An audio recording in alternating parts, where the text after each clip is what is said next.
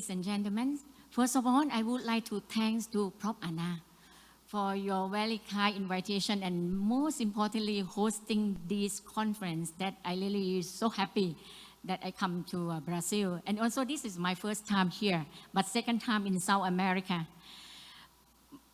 My topic actually, I'm not very sure that you really ever came across or not, but I think that it's very important, particularly you talk about the global warming, you're talking about climate change, and that also somehow related to the environment, okay? You might be surprised to see my work, okay? I just give you some overview, okay? In on about 30 minutes to go. This is about the medicinal plant as, antiparasitic secondary metabolites, okay? That's an overview, but more specific on my parasites that now I'm working with about the waterborne parasite called Acanthamoeba. Okay, this is my abstract, okay? I think you know, right, since the evolution of the humans actually, I think parasites as well, they also evolve, okay? In order to make sure that they also can stay inside our body and then make use of us. So what happens actually that we live in close proximity, particularly in the environment, but for sure that that's contaminated with the parasites. And so many parts of the world that actually they also have kind of the hygiene, sanitation that may not be adequate enough, right? So that also they have chances to increase the transmissions, okay, from whatever is there from parasite, maybe from the environment, from the animal, and then come to humans, okay? But so what happened with the parasites? Actually, parasites, once they are in our body, actually they not really kill us immediately, but they are very smart to stay, just like from time to time, slowly, okay? And then that's how they create certain of kind of unpleasant condition to us. And another one that is very concerned with human is about weakening our health. That's why this is all about human health, okay? So what happened with the parasitic drug right now? I think as you know that actually that parasitic drug actually is not kill on the parasites. Only certain parasite that is very important, okay? That can have some impact to the human health and then that they have some benefit from the, what they call pharmaceutical companies, okay? And particularly for the resistant strains that you know, for example, just like malaria, Plasmodium falciparum, and even maybe it's a trypanosoma species as well in your own, regions. Yeah. Most importantly, it's not priority. When you talk about the drug, I think parasites seem to lag behind compared to virus or bacteria or fungus. Yeah, that is something is very pitiful. And because of that, parasite actually is you can see only in the poor country, okay? Among all the marginalized, okay, population. That's why that's some of the problem. That's I can see that on the pharmaceutical company not feel like to invest on this, yeah?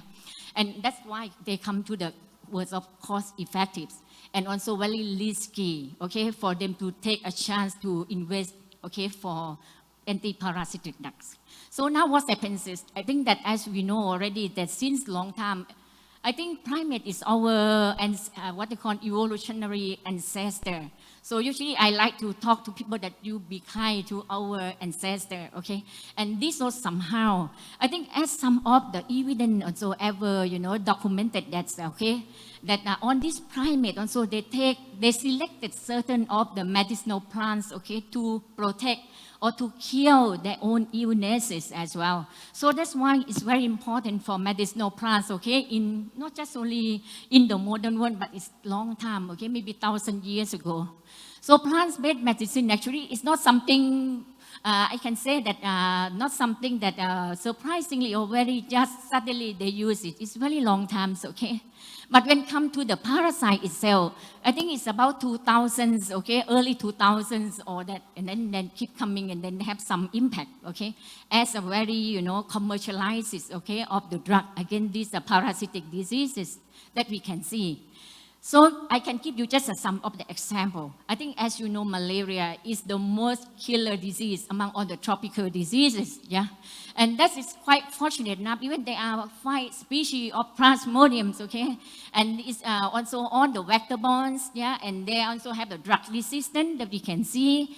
But somehow they are so fortunate that they got the second metabolites, okay, from the plant cell, okay, as quinine or artemisinin, okay, that have been used so far in all parts of the tropical country, okay, that they have endemic for malaria.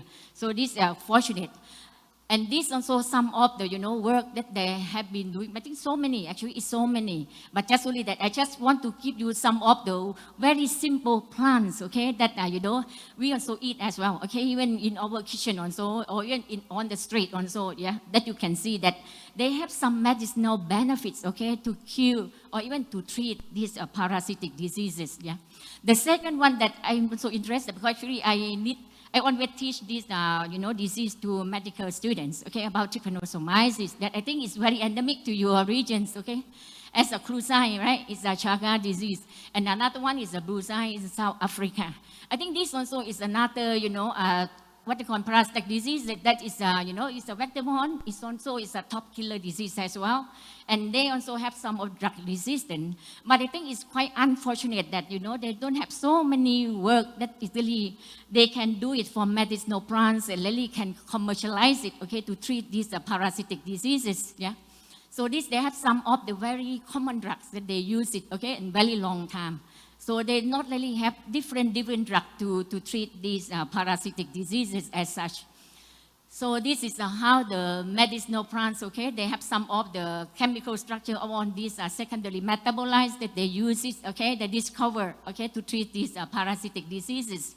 So what's happened with the parasite as such? Yeah? I think parasite, actually, majority of that is classified as the neglected tropical diseases. So you as classified as a neglected, so what happens is pharmaceutical have little interest, they won't interest of this, okay? And then, but we still need to find, better efficacy or safer of the drug, okay? Safety as well. So pure compound on this mode of action, assessment efficacy, I think something that we have to really pay attention to, particularly in our labs, okay? Because we also want to help, okay, people that they have some problem, okay, pertaining to these parasitic diseases. So new lead compound drug against these, parasites remain essentials, okay? That's how we really want to do our work, okay, in our lab.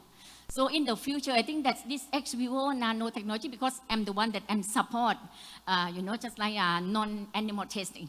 So I think ex vivo is something that I'm thinking of about nanotechnologies, about omics, and also with repurposing drugs, okay? That you can see that now also they use it. And particularly you can see during a COVID-19 pandemics, yeah? So now come to my parasite.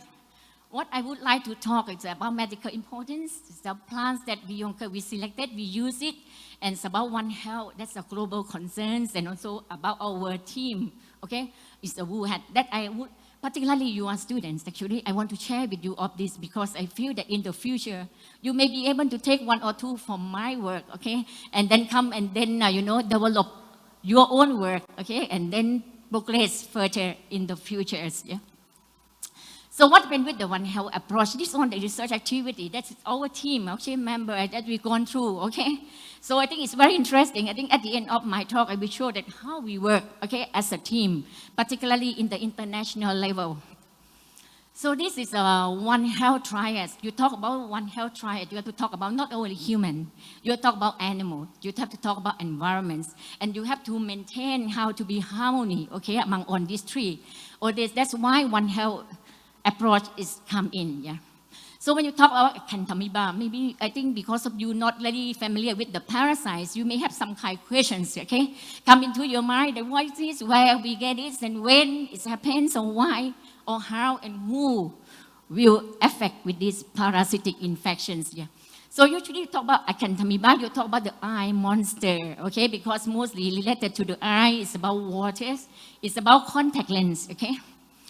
And it's about environments and human health. So on this is a very important that, therapeutic potential of folk plants used against the, the pathogenic and also opportunistic free living amoeba. I think we also have been part of that. And I think it's very important that we have to keep going in order to make sure that, okay, medicinal plants in Asia or other parts of the world that come to my lab can be really play a role, okay, in terms of the management of Acanthamoeba. So this the pathogenic of Acanthamoeba can divide into 3 groups, yeah. And the group that I'm interested to is about group 2 because this is about triangularis, okay. This is the main focus of my work. And this is about the acanthamoeba keratitis. That's quite common. I think that's, you know already, you swimming in the swimming pool, or even though you feel that it's very clean, but you can never be sure, okay? Because there are many cases that have been reported of acanthamoeba infection, okay, in the eye. And this is how the, prevalence occur of acanthamoeba keratitis in Asia. You can see that some of the countries have been, reported thus far. So this is in Southeast Asia. Actually, when the students come into my lab, the first thing that I like them to do is about review article. Because I think it's very important, to make sure that you really know, the overview of the parasite that you want to work with, yeah. So I think this is a bit, very, I don't say it's tricky, but I think that is important in that way. And this is one of the, the report of our review that we feel that acanthamoeba can find in many sources, okay, and mainly in the waters. Yeah. So these are the risk factors that you can see because of it's a water related. It's about contact lens. So this is something you have to be careful. Yeah. You have clinical symptoms, but however, it's quite mimic with other eye diseases. So I think it's a bit difficult unless until you have high suspicions of that, yeah? And then that's how you come to, diagnosis of acanthamoebiasis. Diagnosis itself, I think it's quite general. You have culture, you have, what they call the molecular diagnosis, also whatever. That is quite routine work, okay, in the lab. So prevention is based on the transmissions, yeah, how it comes, yeah. And this is the one about the clinical feature in overview that you can see, right? So usually you can see all the symptoms is really mimicking with other eye diseases, yeah? So usually that's why I tell you it's quite difficult to come to the conclusion of this unless until you have high suspicions of that, yeah? And this acanthamoeba with cryptorchomatasis, another serious problem, particularly in the patient with the immune, okay, deficiency. So you have chance to see that it's considered life-threatening conditions here. So this is the overview of Asia, okay? In Asia, that's, in the world as well, that, certain countries that reported of this acanthamoebiasis, yeah. So this is the one, and also that's what I tell you, that's a One Health approach. So whatever you see in human, you also can see in the animals, yeah? So acanthamoebiasis, that also is no exception as such, because you also can find, okay, in the, stray animals, in the wild animals, yeah? So this is something related to us, maybe as like zoonotic diseases, yeah, okay? And this is the one that why plants is so important, yeah. So this is our friend, okay, Prof. Christopher, okay. He's very good. He can write many, more than I think dozens of international books, okay, related to the medicinal plants. After I see his books, I also feel that medicinal plants is very important, yeah, okay. And this also that's confirmed by World Health Organization really support, okay, for this kind of, what they call is traditional medicines, yeah. But unless until that it has been, what they call is approved, clinically proven, and then that's how World Health Organization support, yeah. So this is some of my work related to acanthamoeba that I would like to share with you, right? So you can see that I have so many plants actually in my hands, but this is the plants that I'm really interested to, yeah? And also it can produce the fruits as well. We call it as a mangosteen, yeah? It's a Garcinia mangostana, okay? So this is the plant that is very good. And we use the fruit, we use, the skin of the fruits, and then we use the flowers to do it, yeah? Against acanthamoebas, yeah?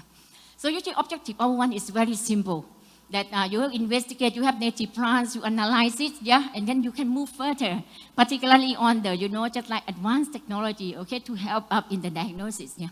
So this is the first time when I was, as a senior lecturer in University of Malaya in Malaysia. And then I started for the Southeast Asia, okay, it's the Southeast Asian water team. So that's how we appreciate of the work, okay, by collaborating in the regions, about 6-7 countries, yeah. And that's how we are successful in certain level. And then that's how I come back to Walailak University for the, about 6 years ago. And then I started again, okay, for this to be repeated in this new university in Thailand. And then we get on the water sample, okay, allow the vicinity in the university. And then that's how our work it started, okay. And this is the way how we do and the methodology. I think laser more is the same with others, okay? Quite international standard because we also publish quite a number of that. And then we get it, we culture, and then we confirm it, okay, by doing on the, this molecular diagnosis and phylogenetic to confirm the Echinacea triangularis, and that is really just like 99%, yeah. And then we test it again on the extract and also with the pure culture, pure compound of Garcinia mangostana, and seems to be work very well. It's a work wonder. But one of the things actually that I would like to confirm that when you want to try for the lab work, I think one of the things that you have to confirm it, I think through the microscope, right? Is this is very important to confirm that it really works as such, So by looking at the efficacy, effectiveness of the plants, we also have to come and see how the changes of the morphological characteristic of the parasites, yeah. So this is the one that we can see that, okay, from the control, and then after we treat, so what happens is, yeah, okay. So this confirmed that the plant that we selected is work quite well, yeah. Another one that's about synergistic, because I feel that, in general, when you have just only monotherapy, or even now it's a combined therapy, and so they seem to have some problem, okay, at the efficacies. So I think that by combine with the, the modern one with the traditional one, may just like seem to be more synergistic. So this also improve to that extent, particularly that we try both on the trophozoite and the seeds of acanthamoebas, yeah. So this is a phytochemical acanthamoeba and the adhesions. I think as we know that actually acanthamoeba have the four feet. The four feet that can attach to the surface, okay? So that is the one that actually is very good because it's support in the normal condition they can move, okay? And then they can have some problem destroy, okay? So in order to, we don't want them to be sustained in that level, I think we need to try certain of the medicinal plant to do it, and this is to work quite well, yeah, for that adhesion, so become anti-adhesion. This on the chemical structure that we got is, yeah, and then we also do of the certain one, and we feel that this, not just only extract, even pure compounds so can work very well against the acanthamoeba both forms, yeah.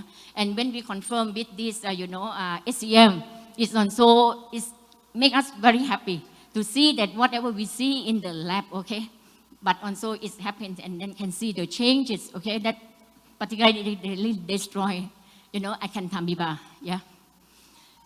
Another one that we also see that we see this kind of the, because we know that mangosteen is a color form. So in order to that we don't want this color form, so we find out synthetic forms, yeah. And then that's how the synthetic form, and so again, that is really work well. Because we also get it from the chemist people, yeah. So we can get this chemical structure as synthetic mangosteen derivative against acanthamoebas, yeah. So on this you can see that it's already distorted. You cannot see imagine's original shape of the acanthamoeba, okay, after treatments, yeah. Okay, and we also try some certain stain, to make sure to see how the, viable forms of that, okay, of acanthamoeba. So now come to the one that I'm very happy to see Prof. Sylvia that talking about the non-animal, okay, testing. So this is the one thing that is really confirmed that I think that we have another way, okay, in order to make our work become a better place, okay, not just only for us, but for animal as well. That's why I really agree with these 3 R's, okay. So this is our work, another way that we use, nanotechnology. I think with our students, okay, last time when I was in UM, and then she, very good, Dr. Tuba, she done on this nano, okay, called nanotechnologies, and then with the indica, okay, against Echinacea triangularis, and it's very successful. Another one that we do about this, niosome, yeah, niosome. I think it's another way, particularly in the drug delivery system, should be able to do it. So now we also come back to Garcinia mangostana, since also we have extract and we have pure compound. Okay, so we try it and we see the size of that. Okay, I just go to a little bit faster because I think I have something to show you later. Yeah. Okay, and then this seems that on the parameter work quite, but what the condition side by side is quite good. Okay, for the plants again, acanthamoeba in terms of the nano formulations. Yeah. Okay, but one of the things that we try as to do after you use this one, how long you can keep it? Okay, how long it still can have just like effectiveness of that? Okay, I think we can keep about 1 month at least. Okay, maximum. After that, I think efficacy seemed to be dropped down, yeah, cannot be used. And also, we also confirm again with the, SEM, okay? Everything is about this work, talking about the SEM, yeah, okay? Another one is about the plant that's very good. This is the best among all the plants that we get it, okay, to test against acanthamoeba. That's about the Kanima, okay? Kanima is nearly 99% that can get rid out of this acanthamoeba, yeah? Okay, so this is the one that we also do with the, just normal with the, in the lab, okay? And as I said, we also try with the nanotechnologies, with the combine and also with just only the single of this extract of Kanima. It's not make any difference, okay, when compared to the modern, medicine. So, I mean, these plants seem to be very, very good and can be recommended, okay, for further study.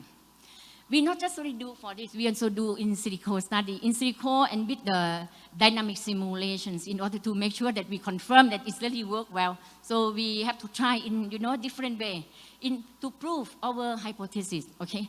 In each plants that we choose to test against acanthamoeba, okay, at the same time.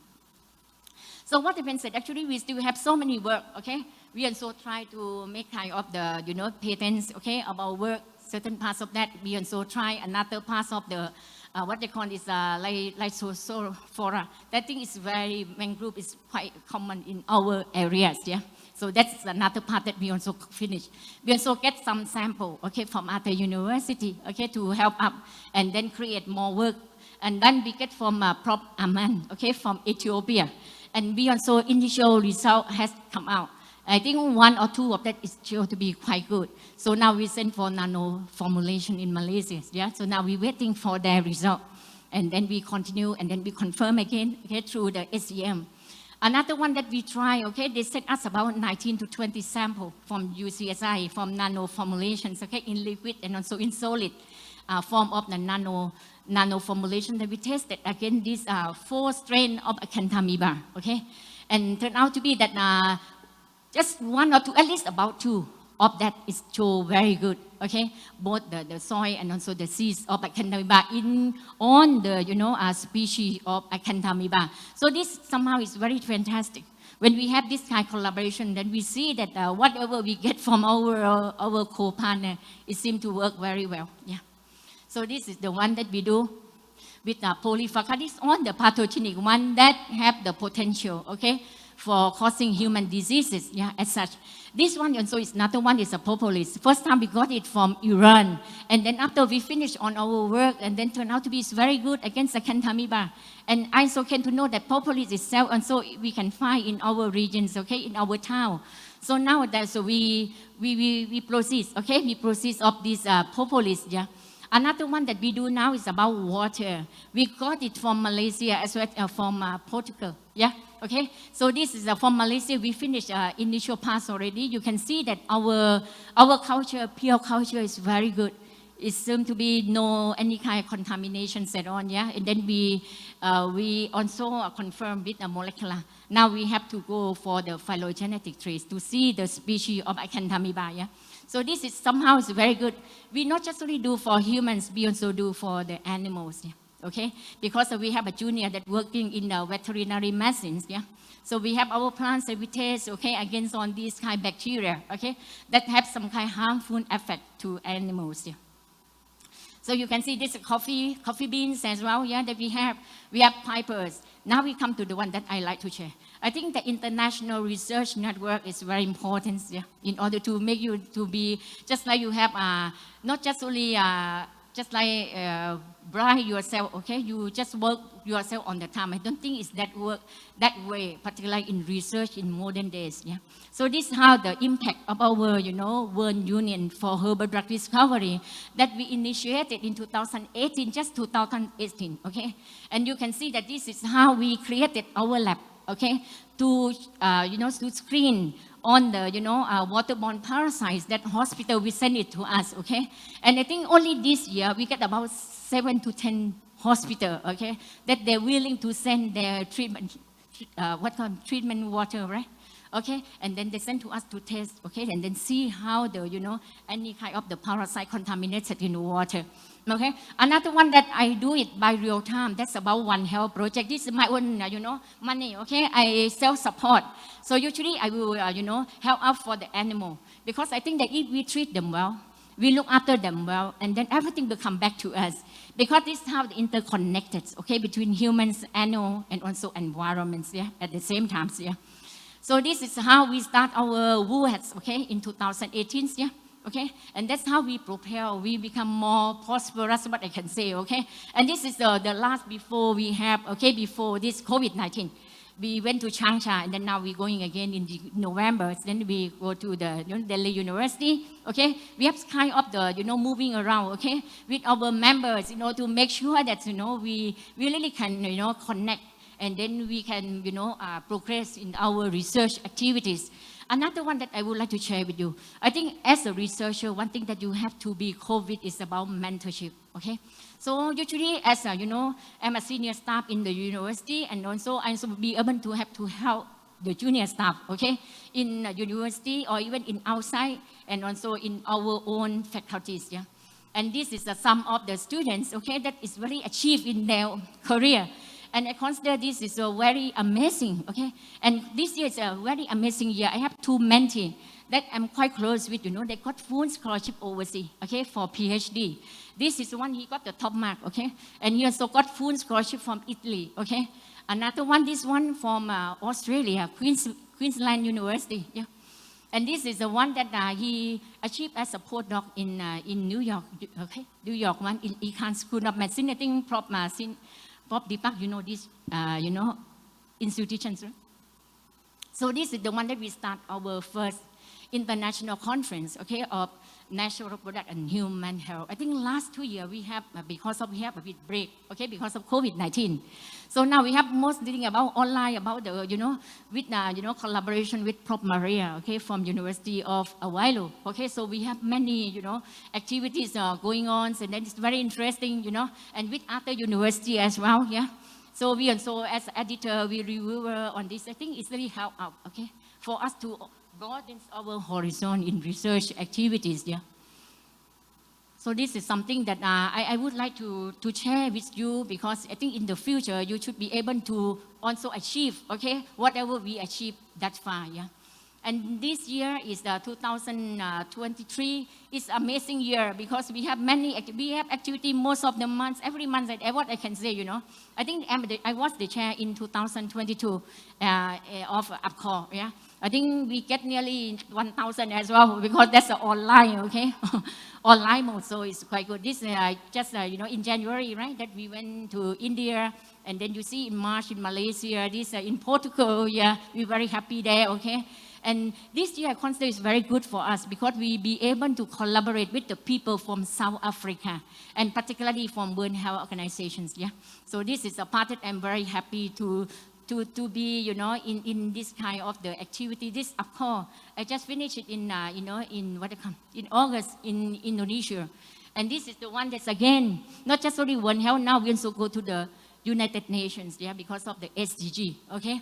And this is the one now. So now we're going to China, okay, in November. And next year we have about 4 or 5, okay, conferences that we can really attend to. And this I would like to invite you, okay, for the Asian Graduate Studies Summit that's going to held in Thailand, okay? If you like Thai food, okay, and then you like to come to the East, I think that this will be a good channel for you. And we have the hybrid mode for the students, okay? You may not be able to go there, but you can present online, okay? So anything that you can go for the websites, okay? They have all the details that you can do, okay? So this is how I feel that it's opportunity and challenge, okay, for the IRC, okay, or IRN, okay? You can be project together, you can share resources for the funding to the side, but just like this, okay? We come here, we visit, and then you will come and visit us, so whatever, okay? This is how exchange. I think last but not the least, that I'd like to mention about UNSDG.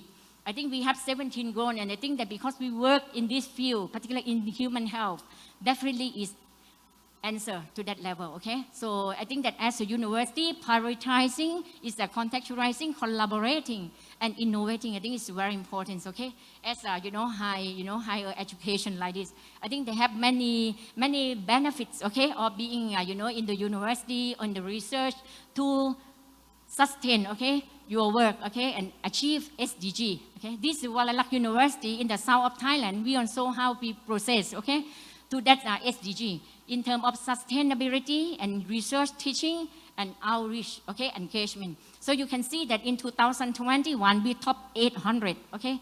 In 2002 we become 600, okay? And this year we just about in 400 rank already, okay. So I think that if we really want to make our university become a better place, okay, to study or even to work in research, I think we have to come together, okay? So this is our one, right, that we come for the UN SDG, okay? Talking about the acanthamoeba, okay? How is the challenge of these parasites, yeah? So with this, I would like to acknowledge our royal patronage of the, Her Royal Highness Princess Mahachakri Sirinthorn. Because of this grant, that's why I be able to work, okay, throughout these 6 years, okay, and come and then share my experience of that and Research Institute for Health Science, Walailak University, yeah. And I think one of the things that SIRN, like this, research integrity is very important, okay, in terms of honesty. We have to be honest in the work, okay. We have to be responsible and transparent, yeah. And that's how we really can come together, okay, as a team. So if you have anything you would like to visit our university, our lab, you can contact me, yeah, okay? And this is how our Walailak University, the biggest compound, okay, area in Thailand, and you will love it, okay? They call it as Switzerland, okay, in Asia, but I don't know how far it's true, it's okay, but just very nice one, okay? And with this, I would like to thanks to Prof. Anna, okay, for the pre-conference activities that I'm very happy, okay, and I think that we will have chance to visit Brazil again for another conference, yeah. So with this, thank you very much, yeah. Round your turn to me, you're giving up instinctively. Round and round your turn to me, I say to thee respectfully.